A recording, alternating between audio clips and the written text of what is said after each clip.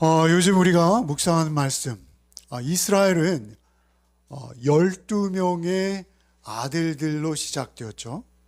예수께서는 12명의 제자들을 부르셨습니다. 그리고 그 12명의 제자들을 부르시고 이제 막 새로운 이스라엘을 시작하려 하시는 것이죠. 그 새로운 이스라엘을 시작하실 때 이제 그 공생애가 본격적으로 시작되어질 때 예수께서는 첫 일성을 설교로 하시는 것이죠. 사실 누가복음에서는 앞전에 설교가 있었습니다. 그러나 마태복음에서는 죄송합니다. 마태복음의 5장에 나오는 6장, 7장에 이어지는 산상설교, 그 산상설교와 누가복음의 오늘 우리가 묵상하는 이 평지설교가 소위 우리가 말하는 평행본문이죠. 같은 설교입니다. 내용이 똑같죠. 지금 순서도 사실은 앞에 누가복음에만 설교가 있을 뿐이지 예수께서 12제자를 뽑아 세우시고 그리고 막 이제 공생의 사역의 어떤 기준을 세우시는 것입니다. 사실 이 산상설교라 일컬어지는 이 설교, 그리고 평지설교라 일컬어지는 이 설교는 예수님의 헌장이에요, 헌장. 우리가 헌법이라고 하잖아요. 그래서 어떤 모든 우리나라에 많은 법률들이 있지만 그 법과 법률들 위에 헌법이 있어요. 그것이 우리나라의 정신이잖아요. 그렇듯이 예수께서 12제자를 뽑아 그들을 이제 세우시고 공생애를 시작하시면서 하시는 이 첫 설교가 예수님은 누구이시고 왜 오셨으며 이 땅 가운데 어떤 일을 이루실 것인지를 모두 담아내고 있습니다. 사실은 사랑입니다. 사랑. 오늘 우리는 사복사화를 묵상하지만 이제 사복사화 다음에 바로 나오는 주제가 무엇이죠? 사랑입니다. 원수를 사랑하라부터 시작하시죠. 사실 우리가 사랑하면 고린도전서 13장을 떠올려요. 사랑장. 그러나 사실 기독교의 사랑, 그리스도인의 사랑은 말이죠. 산상수훈이나 평지설교에 기록된 그 사랑, 원수 사랑입니다. 전체는 사랑으로 엮여 있습니다. 그런데 그 모든 헌법과 같다라는 말씀을 드렸는데 그 하나님 나라를 살아가는 대원칙, 그 대원칙을 말씀하시면서 하나님 나라를 살아가는 대원칙의 첫 번째 도입을 어디서부터 시작하시냐면 복으로부터 시작하십니다. 복. 하나님 나라를 살아가는 대원칙이 복을 받아야 된다는 것입니다. 복. 내가 사랑하고 싶어서 사랑되지 않는다는, 사랑할 수 없다는 것입니다. 내가 하나님 나라의 백성으로 공의와 사랑을 쫓아 삶을 살기 원하나 내 힘대로 안 된다는 것입니다. 그래서 복을 받아야 된다라는 것을 먼저 강조하시면서 복으로 시작하시는 거예요. 복. 복이 얼마나 중요한지 아시죠? 흔히 하시는 말씀들로 복을 너무나 좋아해서 우리 조상들도 복을 굉장히 좋아하셨죠. 그래서 벽에다 쓰고 오강에다가도 새겨놓습니다. 복이 얼마나 복을 열망하는지요. 그 복으로부터 시작한다라는 것이죠.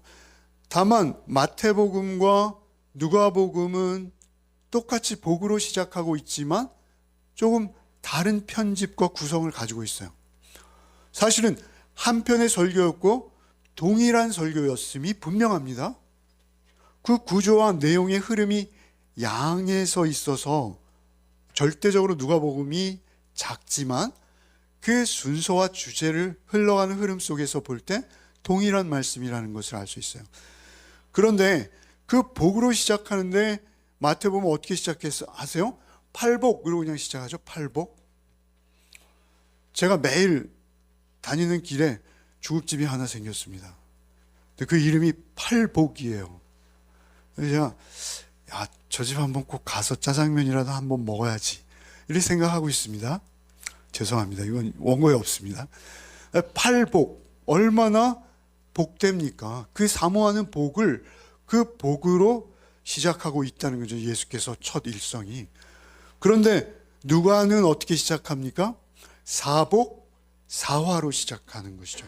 놀랍게도 네 가지 복을 말씀하시면서 네 가지 화를 같이 편집하셨어요. 그래서 그 네 가지 복의 대척점에 있는 반대의 화에 대해서 정확히 대칭이 되도록 그런 구조를 가지고 말씀하고 계시다라는 것이죠. 그런데 그 중에 가장 중요한 복이 무엇이겠습니까? 첫 번째 등장하는 복이죠. 한번 읽어보겠습니다. 20절. 예수께서 눈을 들어 제자들을 보시고 이르시되 너희 가난한 자는 복이 있나니 하나님의 나라가 너희 것이며. 이렇게 작게 읽으시면 복 받을 수 없습니다. 어떻게 읽어야 되는 거예요?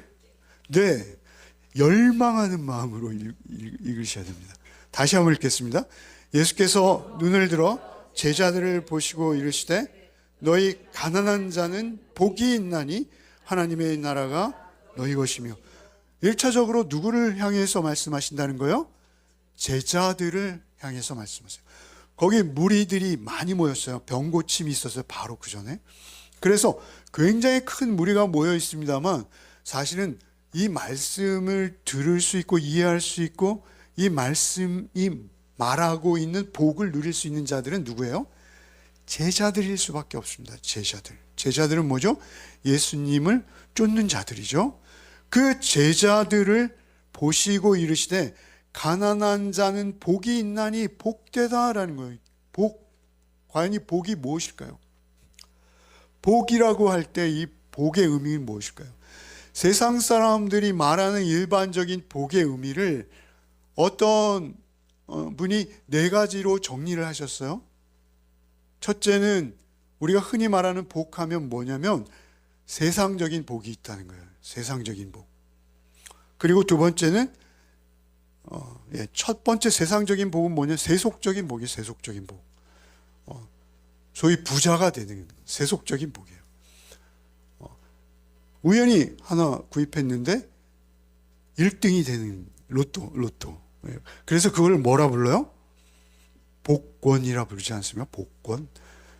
복의 권리를 주는 사보신 적 있으신가요? 하여튼 그 세속적인 복을 우리는 복이라 그래요. 태어나 보니까 우리 아버지가 이건희야. 그게 복이라는 거죠. 세상 사람들이 말하는 복인 거예요. 세속적 복. 첫째가. 두 번째 복은 무엇이냐면요.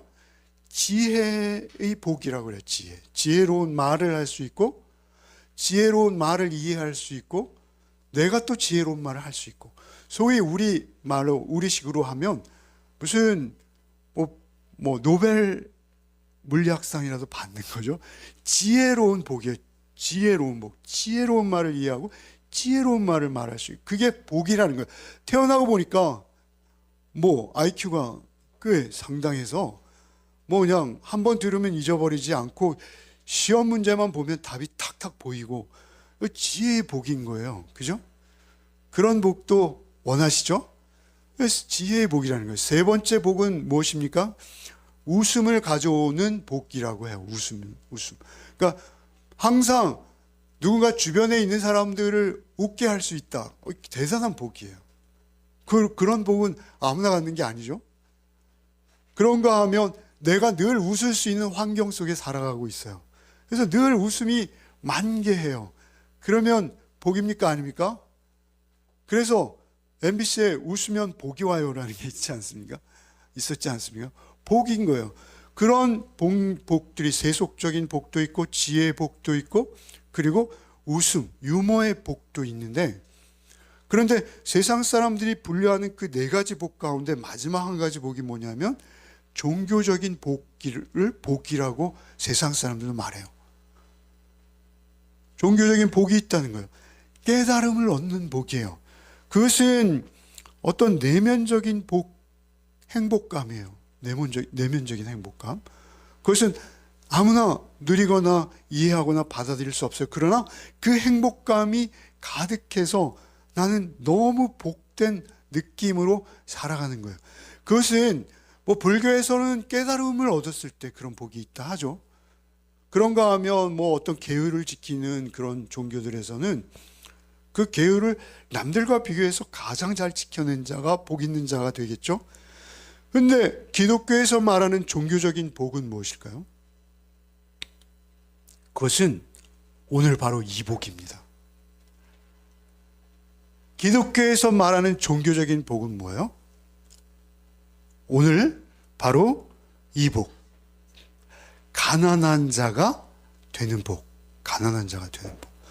가난한 자가 되는 복보다 더한 복은 없다라고 단언하는 거예요. 예수께서 그렇게 설교를 시작하시는 거예요. 가난한 자 복되. 어느 정도 복되요? 가난한 자가 복이 있나니 하나님의 나라가 이미 너희 것이라는, 이미. 가난하기만 했는데, 아무것도 잘한 게 없이 가난하기만 했는데 하나님의 나라가 이미 나에게 주어졌어요.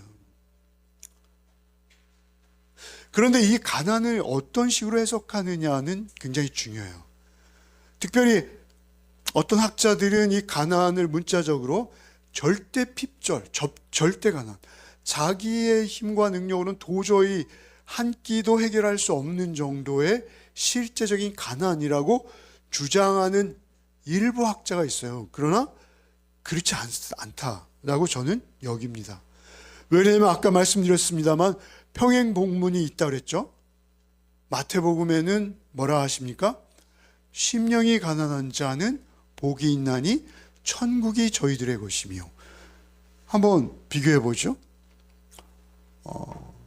마태복음 읽어봅시다. 심령이 가난한 자는 복이 있나니 천국이 그들의 것이며. 누가복음 오늘 본문은 너희 가난한 자는 복이 있나니 하나님의 나라가 너희 것이며. 심령이 가난한 자를 여기서는 그냥 가난한 자라고 하셨어요. 그런데 사실은 누가복음을 우리가 읽다 보면 누가복음은 사회적으로 소외된 계층, 특별히 병자, 약한 자, 교육기회가 없었던 자, 이러한 분들을 향한 관심이 더 지극하세요. 그래서 누가복음에서 이러한 표현을 썼지 실제적으로는 이것은 그런 절대 가난만을 이야기하는 것이 아니라 영적인 해석도 가능하다라는 것입니다. 영적인 해석도 병행될 때만 이 의미가 있다는 거예요. 영적인 해석 없이 이 말씀의 의미는 없다라는 거예요. 그것을 어떻게 할 수 있냐면 오늘 우리 본문이 뭐예요? 사복? 사화죠. 근데 사복의 결론이 뭔가요? 한번 다음 거 하나만 보여주십시오. 사복의 결론, 오늘 누가복음 6장 23절이고 26절이 각각 결론인데요. 23절 먼저 읽어봅시다. 그날에 기뻐하고 뛰놀라 하늘에서 너희 상이 큼이라 그들의 조상이 선지자에게 이와 같이 하였느니라.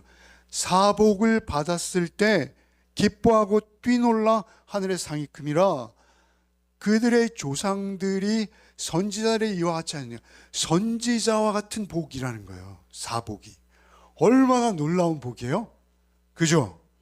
감히 선지자와 같은 복. 선지자 하면 누가 떠오르십니까? 예레미야, 이사야. 그죠? 그런 분들, 엘리야, 엘리사, 그런 분들이 받은 복과 같은 복을 받는다는 거예요. 그러니까 영적인 복일 수밖에 없어요. 화를 받으면 어떤 화를 받는다고요? 모든 사람이 너희를 칭찬하면 화가 있도다. 그들의 조상들이 거짓 선지자에게 이와 같이 하느냐. 거짓 선지자, 사화, 네 가지 화를, 네 가지 복은 고사하고 네 가지 화를 내가 받게 되잖아요. 그러면 그 화는 내가 거짓 선지자와 동류라는 거예요. 거짓 선지자와 동류라는 건 무엇이죠? 이것은 가장 큰 저주인 것이죠. 이 영적인 해석이 될 수밖에 없는 거예요. 그래서 지금 뭐라 하시는 것입니까? 지금 가난한 자는 복이 있나니 천국이 저희들의 것이며, 여기서 천국이라 그랬고 누가는 하나님의 나라라 그러죠. 천국이라는 것은 천국이 어디 하늘 어디인가 있을 것 같은 그런 나라를 상상하게 되는데, 사실은 마태복음은 유대인들이 1차 독자라 그랬죠. 이 유대인들은 하나님이라는 말이 나오면 어떻게 한다고요? 일어나서 목욕하고 다시 와서 읽어야 돼요. 그 함부로 하나님을 쓰지 않아요. 그래서 천국이라고 번역한 것이고요. 누가복음은 뭐예요? 하나님의 나라가 더 정확한 표현이에요. 하나님의 나라 할 때 하나님의 나라의 가장 중요한 한 가지 요소는 무엇입니까? 그것은 주권이 하나님에게만 있다는 것이죠. 하나님이 통치하고 하나님이 다스리시는 하나님의 나라. 가난한 자는 이미 하나님 나라에 속했다라고 말씀하시는 거예요. 이 가난은 뭐라 했습니까? 남의 도움이 없이는 살아갈 수 없는 절대적 가난이라는 것입니다. 그래서 이것을 영적으로 해석하면 무엇입니까? 나의 영적인 가난함을 절감하는 거예요. 나의 영적인 가난함. 우리는 같이 말씀을 나눠왔기 때문에 목사님 또 저 말씀하시는구나. 그러나 사실은 이 가난함의 상태를 느끼면 느낄수록, 가난함의 상태를 경험하면 경험할수록 우리가 복이라는 거예요. 복.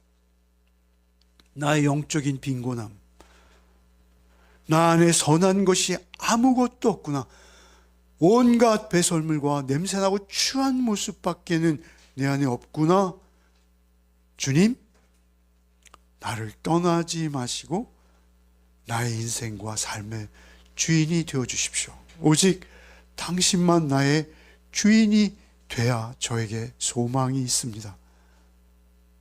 그런 가난을 말해요. 영적인 가난입니다. 이 영적인 가난을 예수께서는 첫 번째 복이다 이렇게 말씀하신 거예요. 우리 모든, 아까 헌법과 같다는 말씀드렸죠. 내가 그 겸손과 그 낮아짐, 그 가난함이 나에게 없다면 우리는 그리스도인이 될 수 없다는 거예요. 절대적으로 없다는 거예요. 그러나 그 가난함이 나에게 있다면 우리는 이미 하나님의 나라를 여기서 살고 있다, 이렇게 말씀하시는 거예요. 그 가난함이 우리에게 절대적이라는 거예요.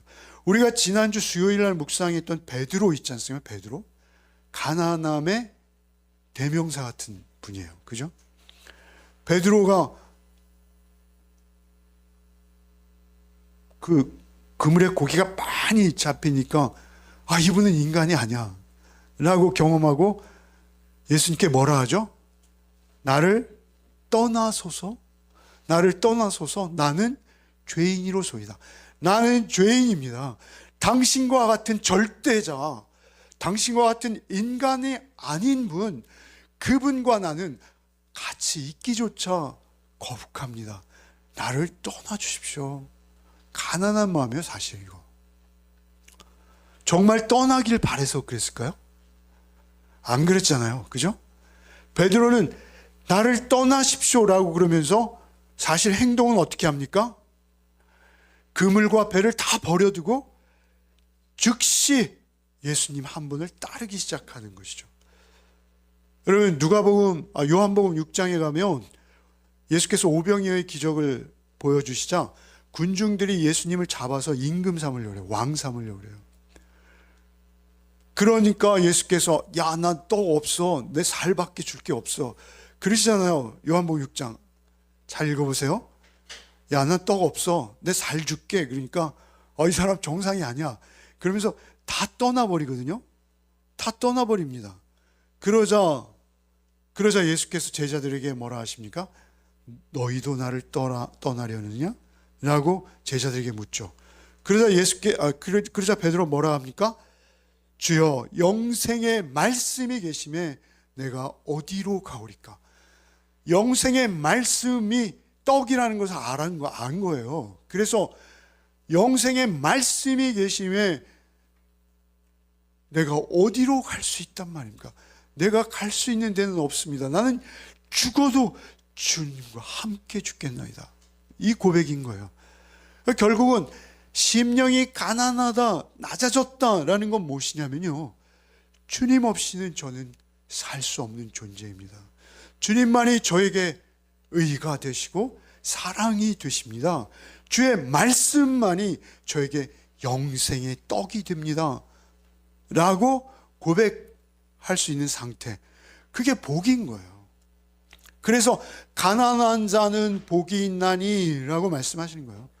여러분, 성경에서 가장 위대한 인물을 둘 꼽으라면 누구입니까? 베드로와 바울 사도겠죠. 그런데 바울 사도 또한 보통 가난한 사람이 아니에요. 그죠? 바울은 늘 자기 인식이 무엇입니까? 나는 죄인 중에 괴수요, 회방자요, 핍박자요, 포행자요. 나는 주님 앞에 내가 열심히 쌓아놓은 것들이 다 냄새 악취나는 배설물과 같은 것만 내가 쌓아놓고 내가 자랑하고 있었어. 나는 정말 형편없어. 나는 자의식, 그 자의식이 낮아지고 깊어질수록 주님 앞에 나갈 수밖에 없고, 주님을 의지할 수밖에 없고, 주님을 기대할 수밖에 없고, 주님 앞에 무릎을 꿇을 수밖에 없는 거예요. 주님 앞에 무릎을 꿇는 것, 그것이 복인 거예요. 복. 복이라는 단어가 무릎 꿇다예요, 히브리어는. 결국은 그 앞에 가장 겸손해진 상태, 이것이 가장 큰 복이다라고 우리에게 말씀하시는 거예요. 여러분, 이 복을 받으셨습니까? 우리는 그것을 늘 점검해 볼 필요가 있습니다. 그리고 이 복을 늘 사모하셔야 됩니다. 내가 가난한 심령이 되었는가? 내가 주의 은혜 없이는 사람 노릇할 수 없는 자라는 것을 깊이 깨닫고 주님만이 나의 주인이 되어 주십시오. 그때만 내가 주의 백성 하나님의 나라를 살아낼 수 있사오니, 아니 주님 한 분이면 나는 이미 여기가 하나님의 나라가 되오니 주님 나와 동행해 주시되 내 안에 주님 한 분만 충만히 거해 주시기를 원합니다. 내 생각, 내 판단으로 선택하고 말하지 않게 하시고 오직 주님의 생각, 주님의 마음, 주님의 말씀, 그 안에서 선택하고 판단하며 주와 동행하는 삶이 되게 해 주옵소서. 이게 여러분 가장 큰 복인 줄 믿으시기 바랍니다. 그 복 외에는 우리 복이 없어요, 사실은. 첫 번째 복이 가장 놀랍고 큰 복입니다. 그러면서 이렇게 말씀하시는 거예요. 21절 말씀 한번 읽겠습니다. 21절 읽겠습니다. 지금 줄인 자는 복이 있나니 너희가 배부름을 얻을 것이며, 지금 우는 자는 복이 있나니 너희가 웃을 것이며. 지금 줄인 자, 지금 우는 자. 지금이라는 부사가 앞에 꼭 붙어 있어요. 지금 줄인 자, 지금 우는 자. 이건 누구예요? 가난한 자입니다. 가난해야 돼요. 먼저 가난할 때 줄인다는 건 뭐예요? 배가 고프다는 거예요. 굶어 죽기 직전이라는 거예요. 줄인 자, 우는 자, 배가 고파서 눈물이 나는 거예요. 그 눈물이 나는 자, 지금 줄이고 지금 울고 있는 자, 복되다 하시나요? 그러한 자들이 어떤 걸 경험하게 된다는 거예요? 지금 배부르게 될 것이다. 굉장히 2차원적인 말씀이에요. 지금 줄인데 어떻게 배불러? 아니, 지금 줄인 자가 배불러. 놀라운 말씀 아닙니까? 지금 우는 자, 사실은 그가 웃는 자야. 이것은 시제로 볼 때는 이미 완료예요, 완료. 그래서 가난한 자는 이미 하나님의 나라를 살고 있고 그 나라가 되어 있을 뿐만 아니라 그는 배가 고프고 눈물이 흐르고 있으나, 그러나 그는 진정 기뻐하는 자요, 배부른 자다. 예수께서 이렇게 말씀하고 계시다라는 것이죠. 여러분, 이런 배가 고프고 눈물이 나는 이러한 상태를 문자적으로 또 사회 경제적인 그리고 형편에서 내가 눈물이 나는 것으로 해석할 수 있습니다. 그러나 이것은 또한 영적으로 해석하지 않으면 우리가 이해할 수 없는 말씀이에요. 이런 역전의 말씀이죠. 말도 안 되는 말씀이죠. 그냥 외형적인 언어로 보았을 때는 말도 안 되는 말씀입니다. 그러나 영적으로 보았을 때 이것은 참으로 놀라운 말씀이에요. 특별히 누가는 지금이라는 말을 잘 써요. 하나님의 나라가 임한다는 거예요. 누가는 누가복음에서 지금, 닌이라는 헬라어인데 14번 썼어요. 사도행전은 25번 썼어요. 그런데 마태는 4번, 마가는 3번밖에 쓰지 않았어요. 그러니까 14번이나 쓰고 25번이나 사용하는 이유는 무엇입니까? 이것은 긴장감을 우리에게 주고자 하는 거예요. 긴장감, 지금. 그리고 신학적으로 보면 늘 여러분에게 말씀드립니다만 이 개념이 참 중요해요. 이미 그러나 아직. 이미 그러나 아직입니다. 이미 이루어졌어요. 하나님의 나라는 이미 나에게 이루어졌어요. 내가 원하든 원하지 않던 가난한 마음으로 주님을 온전히 모시고 살아갈 때에 내가 어떤 일을 하던 어떤 행위를 하던 어떤 말을 내뱉던 주님 안에 가난한 심정으로 주님을 의지하고 있다면 그는 하나님 나라를 사는 것이요 그리스도인인 것입니다. 그리스도인으로 사는 거예요. 그래서 그 긴장 가운데 하나님의 마음으로 살아가게 될 때 배부르다는 거예요. 웃음이 터진다는 거예요. 막 그냥 깔깔대는 그러한 웃음이 아니죠. 이것은 어떤 웃음입니까? 영혼의 만족으로 오는 영혼의 웃음. 이걸 어떻게 표현해야 될지 모르겠습니다. 여러분, 영혼은 우리 눈에 보이지 않잖아요. 그런데 그 영혼이 웃고 있다는 거예요.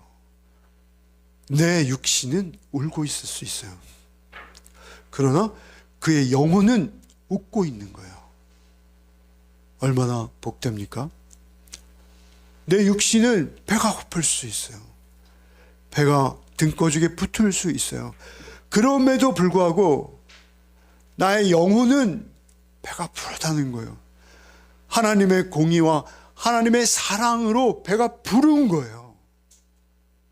누가 말리겠어요? 누가 그것을 빼앗아갈 수 있겠어요? 누가 그것을 강제로 어떻게 할 수 있겠어요? 세상이 줄 수 없는 것, 세상에서 얻을 수 없는 배부름이 있다는 거예요. 그 배부름과 그 기쁨의 웃음이 그의 영혼에 미소를 가져다 주고 있다라고 말씀하는 거예요. 자신의 의가 아니라 하나님의 의로 살고 있기 때문에 그래요. 자신의 사랑이 아니라 주께서 주신 그 사랑을 먹고 마시며 그 사랑으로 행하고 있기 때문에 그런 거예요. 그렇게 살아갈 때 그에게는 배부름이 있어요. 마태복음에서는 이걸 이렇게 표현해요. 마태복음 5장 6절에 의에 줄이고 목마른 자는 복이 있나니 저희가 배부를 것이며. 마태복음 5장 6절이죠. 의에 줄이고 목마른 자는 복이 있나니 저희가 배부를 것이며. 나에게는 의가 없사오니 주의 공의로우심으로 우리에게 의가 있을 수 없어요. 하나님의 의는 어떤 의입니까? 나를 위해 대신 십자가의 심판을 받으시는 의로움이세요. 그런 의로움이 우리에게 어떻게 있을 수 있어요? 그 의가, 그 발음이 주님에게만 있어요. 그래서 내가 의롭다, 불의하다 이렇게 판단하지 말라는 거예요. 그 의롭다, 불의하다의 기준은 어디에 있다는 거예요? 주님에게 있다는 거예요. 주님에게.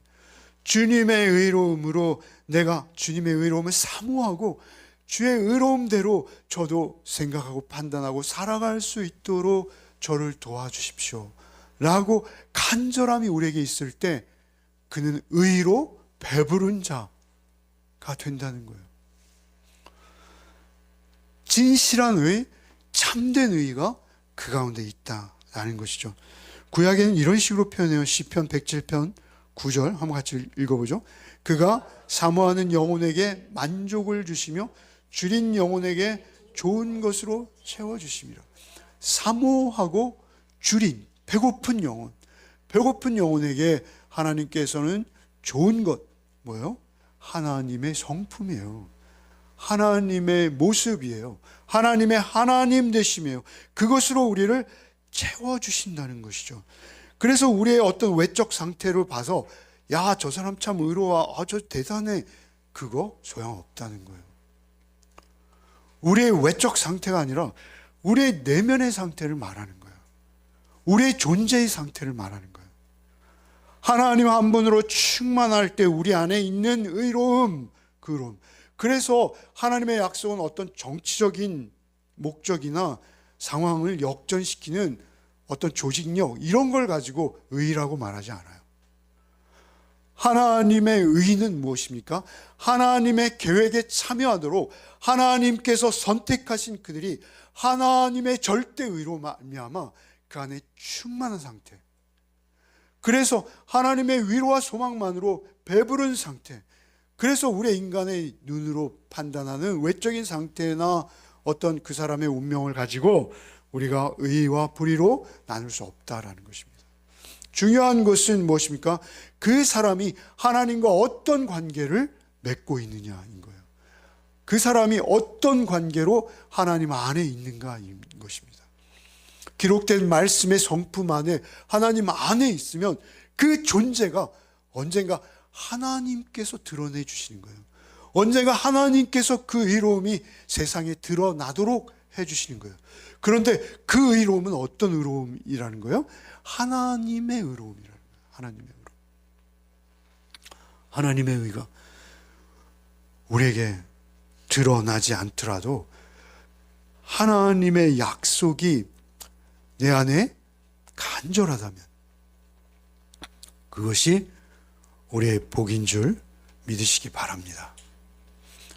우리가 그 복을 사모할 수 있어야 되는데 그 복을 사모할 수 있는 자가 아무나 안 그렇다는 거예요. 아무나 그 복을 사모할 수 없다는 거예요. 누구만 사모할 수 있어요?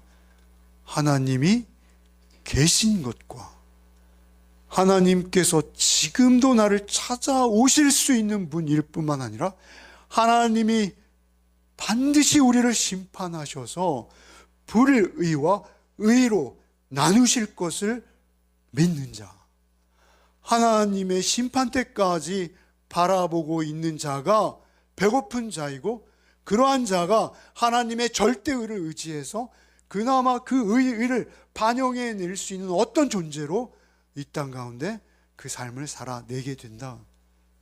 그것을 성경은 말씀하고 계시다라는 것입니다. 의에 줄이고 목마른 자로 사는 거예요. 결국은 의가 우리 안에 온전히 없기 때문에 의에 줄이고 목마른 자로 이 땅을 살아낼 수밖에 없는 존재예요, 우리는. 여러분 6장 21절 한번 다시 읽어봅시다. 지금 줄인 자는 복이 있나니 너희가 배부름을 얻을 것이요. 중요해요. 지금 줄인 자. 지금 줄인 자는 뭐예요? 내 속에 없는 것을 아는 거예요. 내 속에 하나님의 성품과 하나님의 절대의와 그 사랑이 없다라는 걸 아는 거예요. 줄인 자, 지금 줄인 자 복이 있나니 너희가 배부름을 얻을 것이다. 하나님을 의지하는 너희에게 복이 있다. 왜냐하면 하나님께서 너희의 삶 속에서도 찾아오실 것이지만 종말에 너희를 영접하시고 너에게 상급을 주실 것이야 라는 말씀까지 포함되는 거예요. 여기 현실의 삶과 종말론적인 삶이 다 들어와 있는 거예요. 여러분 믿으시죠? 하나님의 의로 늘 배고픈 우리의 영혼이 됩시다. 그리고 하나님의 의를 바라는 삶으로 살아갑시다. 22절 23절 읽겠습니다. 인자로 말미암아 사람들이 너희를 미워하고 멀리하고 욕하고 너희 이름을 악하다 하여 버릴 때에는 너에게 복이 있도다. 그날에 기뻐하고 뛰놀라 하늘에서 너희 상이 큼이라. 그들의 조상들이 선지자들에게 이같이 하였느니라. 여기서 중요한 것은 무엇이냐면 인자로 말미암아예요. 인자로 말미암아. 인자는 누구입니까? 사람의 아들이 되신 예수 그리스도. 그 인자로 말미암아 너희를 미워하고 멀리하고 욕하고 악하다 하여 너희를 따돌릴 때, 버린다는 건 뭐예요? 왕따가 되는 왕따. 왕따가 될 때 복이 있도다. 그날에 기뻐하고 뛰놀라. 하늘에서 너의 상이 큼이라. 이렇게 말씀하시는 거예요. 이 세상에 속하지 않았기에 이 세상에서 칭찬받지 못해요. 이 세상과 다르다는 거예요. 이 세상과 다르기 때문에 당할 수밖에 없는 일들이 너에게 분명히 있다는 거예요. 온통 불의함 속에서 혼자 정의로워? 그런데 아무 일도 일어나지 않아? 그런 일은 없다는 것입니다. 온갖 거짓 사랑과 거짓 이해관계에 얽혀서 돌아가는 세상 속에서 남들이 다 거들떠보지도 않고 관심도 없는 그곳에 자신의 사랑을 쏟을 수 있다면 여러분, 세상이 그것을 환영해 줄까요? 특별히 주위에서, 주변에서 굉장히 부담스럽고 귀찮은 존재일 수 있습니다. 여러분, 그런 속에서도 늘 그것을 복으로 여기며 살아가는 그가 세상에서는 어려움을 당한다. 예수께서 그래서 이렇게 말씀하세요. 16장, 요한복음 16장 33절 읽어봅시다. 이것을 너에게 이르는 것은 너희로 내 안에서 평안을 누리게 하려 함이라. 세상에서는 너희가 환난을 당하나 담대하라. 내가 세상을 이겼노라. 내 안에서 평안을 누려요. 누리고 있는데도 세상에서는 뭐예요? 환난이 끊이질 않는 거예요. 그러나 그 환난에 대해서 너무 염려하고 근심하지 말라는 거예요. 오히려 그 환난을 담대하게 여겨라. 나도 당한 거야. 너희도 피해갈 수 없어. 너희도 내 제자로 살아내기 위해서는 피해갈 수 없어 라고 말씀하시는 거예요. 그러한 일들을 당할 때 오히려 그 일이 나에게 뭐가 되는 거예요? 내가 복받은 자임이 증거되는 거예요. 아, 내가 거짓 선지자가 아니라 참 선지자와 같은 대우를 받고 있구나 라고 여기라고 예수께서 말씀하시는 거예요. 너희 조상들이 선지자에게 그렇게 하지 않았느냐? 너희도 그러한 대우를 받는 거야. 오히려 기뻐하고 즐거워하는데 어떻게 즐거워하라고 하세요? 뛰놀래요. 뛰놀래요. 여러분, 뛰놀래요. 여러분, 뛰노시기 바랍니다. 예? 별로 즐거워하지 않는 표정이신데 여러분, 뛰노시기 바랍니다. 예, 뛰놀아야 되는 거예요. 뛰놀아야 되는 거예요. 여러분, 부담스러워도 우리가 성경을 읽을 때 우리가 예레미야처럼 살 수는 없죠. 그죠? 예레미야처럼 박해를 당할 수도 없고 이사야처럼 박해를 받을 수도 없습니다. 예수님의 12 사도들처럼 우리가 다 순교자가 될 수도 없어요. 그럼에도 불구하고 우리가 그 규모와 크기와 상황은 다르지만 우리가 인자로 말미암아 내가 예수 믿고 진실하게 진지하게 신앙생활하기 위해서 고민하고 또 숙고해서 기꺼이 감당할 마음으로 당할 수 있는 어려움이 있고 고난이 있다면 그것은 기뻐할 일이다. 그것은 뛰어놀 수 있는 일이다 라고 주님께서 말씀하시는 것이죠. 기뻐하고 뛰놀라. 너희 상이 큼이라. 너희 조상들이 선지자들에게 이같이 하였느니라. 놀라운 은혜다 라고 말씀하시는 것입니다. 인자를 믿음으로 인해서 인자로 말미암아 당하는 고통을 많이 당하시기 바랍니다.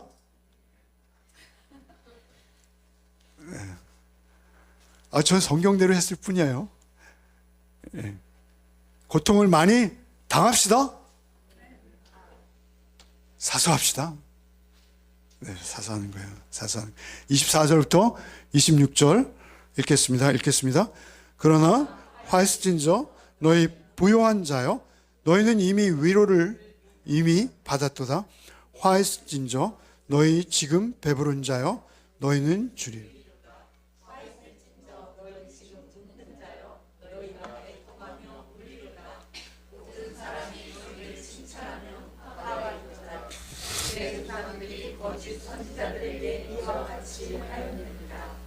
예, 부요한 자여 너희는 너의 위로를 이미 받았다. 부요한 자여. 여러분, 부요한 자라고 여기서 말할 때 이 부요함은 그냥 부자는 다 화를 받는다, 그런 말이 아니에요. 왜? 부요한 자는 뭐예요? 부요함이 하나님보다 더 소중한 거예요, 그에겐. 그래서 그 부요함을 차지하기 위해서 하나님의 공의와 사랑이 한중에 없는 거예요. 그 부요함이 먼저인 거예요. 그래서 그 부요한 자여 너희는 너희 위로를 이미 받았다. 이 땅에서 너희 위로를 이미 받았어. 너 그 위로 하나님 나라까지 가져올 수 없어. 너 그 위로 다 두고 가야 돼. 그런데 하나님 나라는 고사하고 하나님의 영원한 통치와 다스림과 너는 상관이 없어. 그 자체로 너의 화야. 이렇게 선언하시는 거예요. 무서운 말씀이 아닐 수 없습니다. 우리가 그 부요함에 얼마나 우리 자신을 쉽게 빼앗길 수 있는 존재인지 우리가 알기 때문에 그래요. 오직 우리가 주님 앞에 서기를 앙망해야 되는 것이죠. 위로를 이미 받았다는 거예요. 하나님보다 풍요를 더 큰 위로로 여겼다는 거예요. 이것을 가지고 하나님 나라에 들어올 수 없다. 배부른 자 결국 어떻게 된다? 줄이게 된다. 배부른 자라는 건 뭐예요? 하나님이 아니라 부요함으로 만족해요. 그래서 아주 넉넉하고 배가 불러요. 부요함으로 인해서. 나는 창고에 곡식을 평생 먹어도 먹을 수 없을 만큼 쌓았으니 이제는 편히 쉬고 놀자. 마지막 날이 될 수 있다는 거예요. 누가복음에서 말씀은 그렇습니다. 여러분, 나사로와 자색 옷을 입고 호의호식하는 부자가 있지 않습니까? 그 호의호식하는 부자는 어떠한 삶을 살았다고 그 예화에 나와 있지 않아요. 예수께서 말씀하지 않으세요. 그러나 그는 분명히 그 자색 옷과 그 기름진 밥상이 하나님 위에 있었을 거예요. 분명해요. 그렇다면 그는 화를 받은 자가 맞는 거예요. 나사로는 비록 그 상에서 떨어지는 부스러기밖에 먹지 못해 개가 와서 그 곪은 데를 헌데를 핥아내고 있어요. 그럼에도 불구하고 그의 마음은, 그의 영혼은 늘 하나님을 바라보고 있었던 거예요. 종말에, 마지막에 우리의 상태가, 우리의 존재가 어떠냐가 우리에게 복이 되고 화가 된다라는 것이죠. 그래서 그들은 모든 사람이 너희를 칭찬하면 뭐요? 도리어 화가 있도다. 모든 사람이 칭찬하죠. 왜? 그에게 권력이 있고 부유함이 있고 그에게 모든 힘과 능력이 있기에 그 밑에 와서 어떻게든 잘 보여서 한 자리 얻는 거예요. 그래서 세상 사람들이 꾸역꾸역 모여들죠. 모여들지 말라고 그래도 모여들어요. 오늘날 우리 교회가 이런 처지가 될 수도 있어요. 오늘날 우리의 삶도 이런 처지가 될 수 있어요. 칭찬을 받고 많은 사람들에 둘러싸여져 있지만 진리가 없는 거예요. 하나님의 공의도 없는 거예요. 하나님의 사랑도 없는 거예요. 그렇다면 뭐예요? 그들은 거짓 선지자라는 거예요. 거짓 선지자. 그들의 영혼은 거짓 선지자에게 이미 팔렸다라는 거예요. 거짓 선지자가 그들의 영혼을 이미 소유하고 있다라는 거예요. 무서운 말씀 아닌죠? 여러분, 이스라엘의 역사를 보십시오. 왕들의 주변에는 항상 참 선지자와 거짓 선지자가 함께 있었어요. 세속의 권력 밑에 항상 아부하며 그 상부스러기 떨어지는 것들을 먹고 있는 자가 있었어요. 그러나 그것은 권력에 아첨하고 권력에 기대는 이사야나 예레미야를 보십시오. 결국은 우리가 외면할 수 없는 거예요. 우리에게 고민도 없고 진지함도 없고 그냥 힘과 부유함만을 숭상하며 살아가는 삶, 가장 비참한 삶입니다. 가장 화를 맞을 수밖에 없는 삶입니다. 우리의 삶이 사복에 속해야 되는데요, 이 사복과 사화는 너무나 뚜렷이 나누어지고 있어요.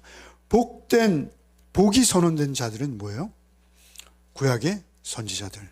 화가 선언된 자는 누구예요? 구약의 거짓 선지자들. 예수께서 하시는 말씀이에요. 나는 어디에 속했는가? 나는 어디에 속했는가? 내가 하는 생각, 내가 하는 말, 내가 하는 행동, 내가 선택하는 모든 것들의 근거가 되는 뿌리는 어디에 속하고 있는가? 우리는 그것을 늘 점검해야 돼요. 시금석이라 하죠. 로이드 존스 목사님이 설교에 가장 많이 등장하는 단어예요. 시금석. 내가 하나님 나라의 백성인지 아닌지를 탁 비추어 볼 때, 사실 이 말씀은 굉장히 거북한 말씀이에요. 사복사화는. 여러분은 이 말씀을 은혜로만 받을 수 없는 말씀입니다. 이 말씀은 내 삶의 내 존재를 설명해 주는 말씀이기 때문에 그렇습니다. 이 삶은 늘 우리에게 부담될 수밖에 없는 말씀입니다. 그럼에도 불구하고 늘 이 말씀을 붙들어야 되는데, 첫 번째로 붙들어야 되는 말씀입니다. 이 말씀을 붙들고 가난한 심령으로 이 세상을 거뜬히 살아내는 복이 있으시기를 바랍니다. 그때 하늘로부터 주시는 평안이 있습니다. 이 세상이 줄 수 없는 안식이 있습니다. 이 세상에 얻을 수 있는 영원한 생명을 바라볼 수 있는 기쁨이 있습니다. 그 영원한 생명을 믿고 바라볼 수 있는 기쁨이 우리에게 한 번만 제대로 있으면 우리는 기뻐서 뛰며 춤을 출 수밖에 없는, 여러분, 이 사복사화가 우리의 삶 속에 늘 시금석이 되기를 바랍니다. 이 말씀에 우리를 문질러 봐야 돼요. 이 말씀에 우리를 문질러 보면 내가 금인지 가짜인지 금세 판명이 되는 것입니다. 나에게 가난한 마음, 줄이고 애통하는 마음이 있는지, 세상으로부터 내가 어떤 존재로 발견되어지고 서 있는지 늘 보면서 오직 하나님 한 분만을 여러분의 중심에 모시고 또 한 주간을 살아내는 복이 있으시기를 바랍니다. 주님, 주의 말씀을 묵상했습니다. 주여, 우리가 오직 가난한 심령, 오직 주님 아니고서는 살아갈 수 없는 우리의 믿음의 고백이 우리에게 끝이지 않게 하여 주시옵소서. 오직 주님만을 바라며 주님 한 분만으로 충만해지기를 사모하며 이 한 주간을 살아내게 하여 주시옵소서. 주님의 공의로우심과 주의 그 끝없는 사랑을 반영해 내는 자로 살기를 원하오니, 주님 한 주간도 우리를 떠나지 마시고 우리 안에서 오직 주님만 묵상되어지며 주의 말씀만이 우리의 삶의 잣대요 기준이 되어지는 한 주가 되게 하여 주시옵소서. 예수 그리스도의 이름 받들어 기도하옵나이다. 아멘.